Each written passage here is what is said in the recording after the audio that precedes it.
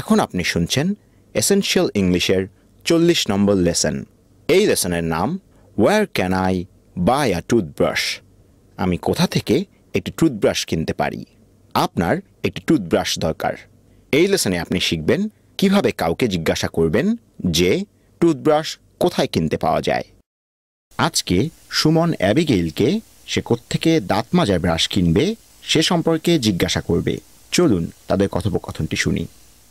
Where can I buy a toothbrush? You could try a supermarket. Where is the nearest supermarket? There is one just round the corner. শুনতে দারুণ লাগলো সুমন। এবার কথোপকথনটি ভেঙে ভেঙে শুনি। প্রথমে সুমন জিজ্ঞাসা করল আমি কোত্থেকে টুথব্রাশ কিনব। Where can I buy a toothbrush?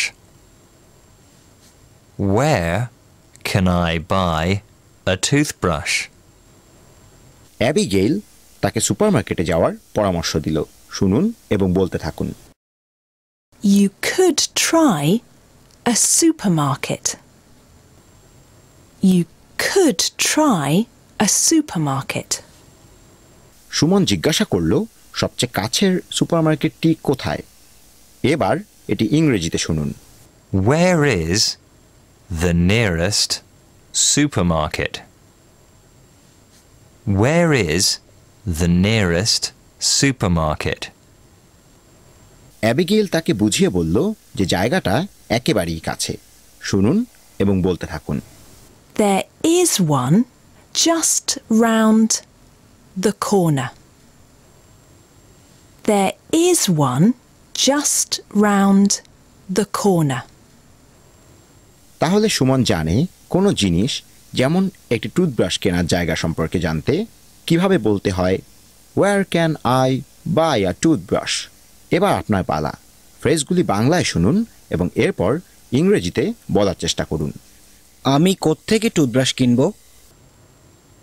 সুপারমার্কেটে পেতে পারো। এখান থেকে সবচেয়ে কাছের সুপারমার্কেটটি কোথায়? খুব কাছেই একটা আছে। খুব ভালো হয়েছে। এবার সম্পূর্ণ ইংরেজি সংলাপটি শুনে এতক্ষণ যা বলেছেন তা মিলিয়ে নিন। Where can I buy a toothbrush?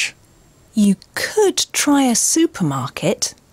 Where is the nearest supermarket? There is one just round the corner. Well done. এবার আপনি নিজে নিজে প্র্যাকটিস করার জন্য পুরোপুরি তৈরি। একজন বন্ধুকে সাথে নিয়ে আজকের শেখা সংলাপগুলো চর্চা করুন এবং অবশ্যই দরকারি প্রশ্নটি মনে রাখবেন, যেটি হলো ওয়্যার ক্যান আই বাই। পরবর্তী পর্বে আরও এসেনশিয়াল ইংলিশের জন্য আমাদের সাথেই থাকুন।